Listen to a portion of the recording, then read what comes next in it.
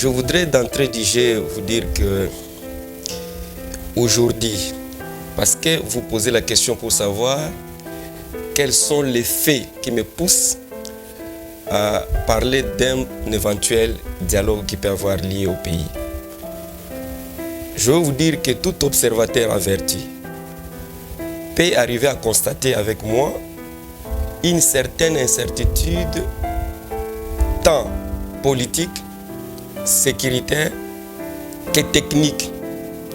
Une incertitude qui appelle inévitablement un échange sur les voies et moyens pour baliser les chemins vers les élections réellement démocratiques, transparentes, libres et apaisées.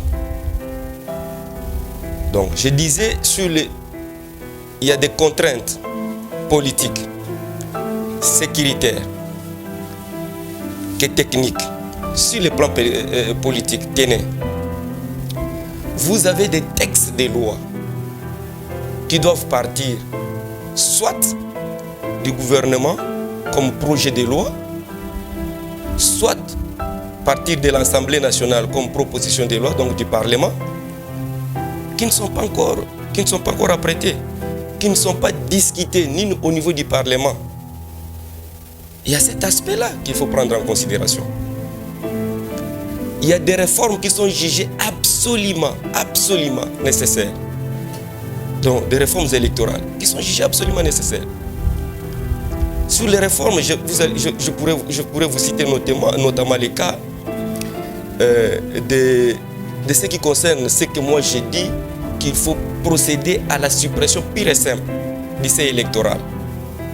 Pour ce qui concerne les élections des députés nationaux et des députés provinciaux. Il faut supprimer ça pour que nous puissions revenir à la proportionnelle pour ce qui concerne ces élections-là, des députés nationaux et provinciaux. Vous avez des contraintes sécuritaires. À l'est du pays, c'est chaque jour qu'il y a des problèmes, qu'il y a des morts d'hommes. Les gens ne cessent de mourir. Nous allons partir aux élections. Oui, c'est bien beau d'aller aux élections. Mais l'est de la République, c'est un gisement électoral très important. Par exemple, pour une élection présidentielle. Vous voulez que nous allions dans la précipitation aux élections et dans l'entretemps, on n'aura pas résolu les problèmes de l'Est. Il demeure et il se pose avec beaucoup d'acuité. J'ai dit donc dans une interview que j'ai accordée quelque part que la question de l'Est a été évoquée une fois publiquement par un président d'une institution qui dit clairement qu'il demande à certains compatriotes de quitter les groupes armés. Mais c'est un problème réel qui nécessite une solution et une solution durable.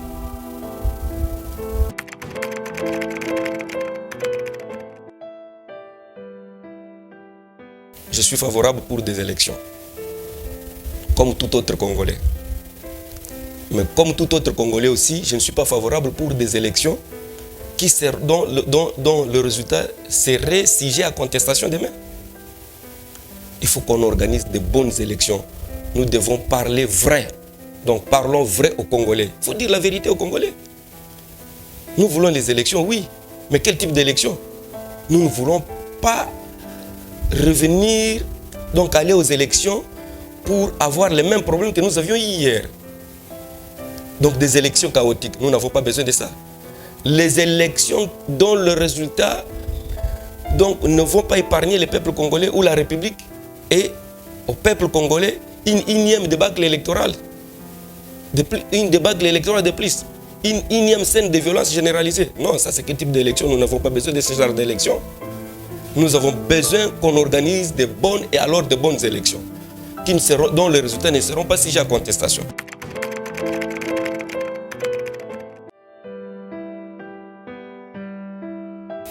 Non, il ne faut pas aller directement dans cette question, donc cet aspect. Il ne faut pas voir les choses sous cet aspect-là. Les partages des postes ou des responsabilités, tout ça. Ce n'est pas là le problème.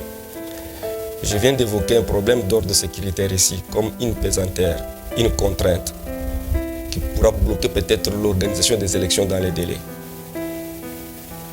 Alors, vous dites parce que nous avions déjà eu une certaine dose de rencontres qui n'ont abouti qu'à des partages de postes. Non, non. La différence aujourd'hui avec les dialogues que je suis en train de préconiser, d'abord, ça va aider à consolider l'unité et la cohésion nationale qui sont totalement ou négativement affectées par la question de l'Est. Je reviens encore sur ce que je viens de dire tout à l'heure là. Un président d'une institution qui appelle certains compatriotes congolais de quitter les groupes armés, c'est un problème. Et ça nécessite un échange entre nous les Congolais pour arriver à baliser, comme je l'ai dit, les chemins vers de bonnes élections. Des élections qui ne seront pas contestées, qui n'auront pas de problèmes demain, qui ne vont pas générer de problèmes à la République et à son peuple demain, non. Voilà pourquoi je vais à ce que nous puissions parler.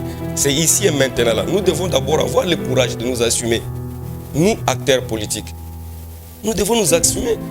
Alors si les gens n'ont pas le courage, j'ai ce courage-là, j'ai dit, c'est ici et maintenant qu'il faut parler du dialogue. Il ne faut pas attendre la fin de la date du délai constitutionnel pour qu'on vienne parler du dialogue. Non, c'est ici et maintenant qu'il faut parler de ça.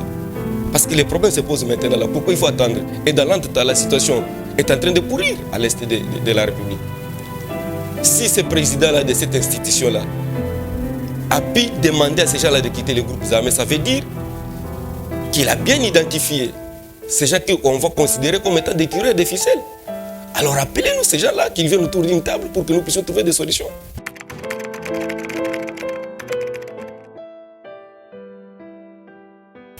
Non, mais je viens de répondre ici, monsieur. Je viens de vous dire clairement, ce dialogue aura pour avantage de consolider la cohésion et l'unité nationale qui est négativement affectée. Donc, qui sont négativement affectés? La cohésion nationale et l'unité nationale. Parce qu'aujourd'hui, là, à l'Est, tout ce qui se passe à l'Est, là, attendez, qui vont accepter à ce que chaque jour qu'il y ait des morts et que dans l'entretemps, il y a des gens qui se considèrent comme des charognards, qui ne vivent que sur le sang des Congolais. Mais attendez, donc ça veut dire qu'on a l'unité nationale et la cohésion nationale est totalement brisée avec nos amis, nos frères de l'Est. On ne parle pas le même langage. Nous sommes ici à Kinshasa, nous vaguons librement à nos occupations, nous sommes tranquilles. Et dans l'entretemps à l'Est là-bas, ce sont les gens qui meurent chaque jour. Et les tireurs de ficelles seraient à Kinshasa. Et ils sont tranquilles. Ils considèrent ça comme étant un fonds de commerce. Mais attendez, c'est ici et maintenant que nous devons parler vrai aux Congolais pour résoudre définitivement et de manière durable la question de l'Est.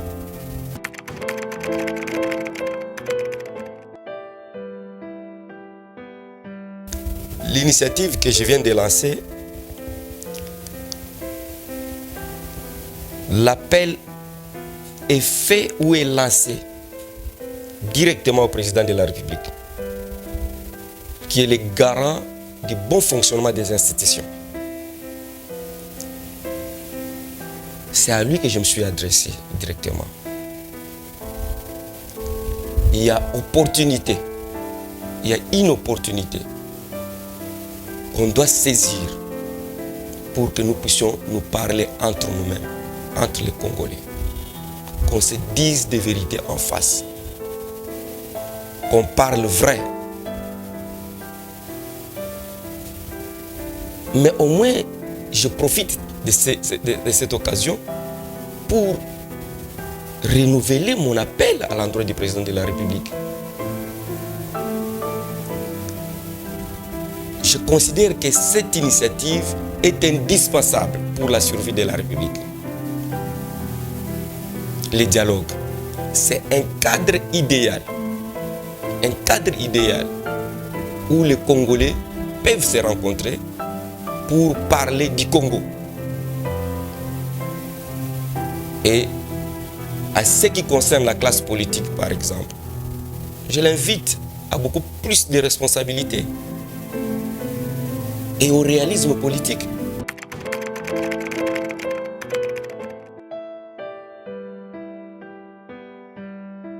Non, mais écoutez, d'abord, il y a il y a un droit constitutionnel qui m'est reconnu, la liberté d'expression. Je suis un citoyen congolais, épris de paix. Je suis libre d'émettre une quelconque réflexion sur ce qui concerne la situation politique de mon pays. Je suis un indépendant d'esprit. Et politiquement, je ne saurais prêter le flanc à aucun camp politique qui soit favorable à l'idée d'un quelconque glissement non consensuel. Ça, je ne peux pas le faire. Donc, je reste favorable à l'idée des élections, mais de bonnes élections. Donc, je ne suis pas là pour favoriser les conditions ou produire les conditions d'un éventuel report des élections ou d'un glissement. Non.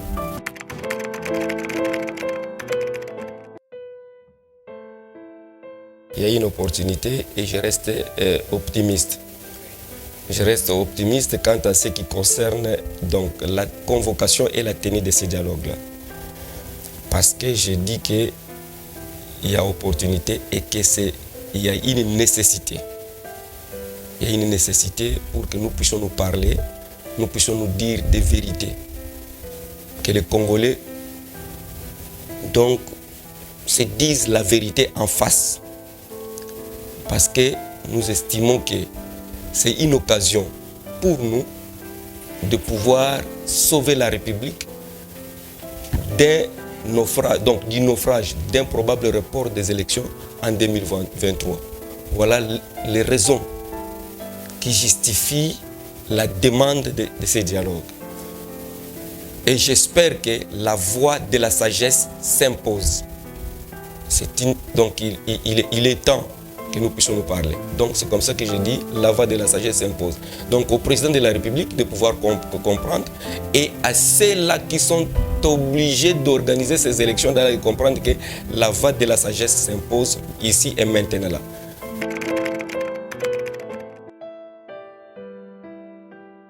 À la population qui doit nous suivre,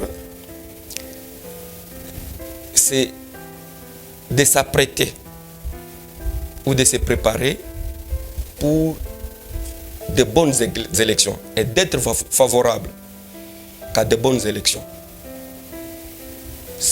Parce que, à ce que je sache, le peuple congolais ou les Congolais n'est pas favorable pour des élections dans les délais constitutionnels dont le résultat serait sujet à contestation demain. Donc ils sont favorables pour de bonnes élections.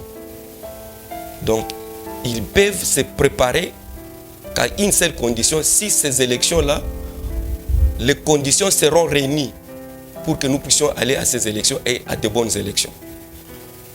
Voilà ce que je peux dire pour l'instant aux Congolais qui vont nous suivre.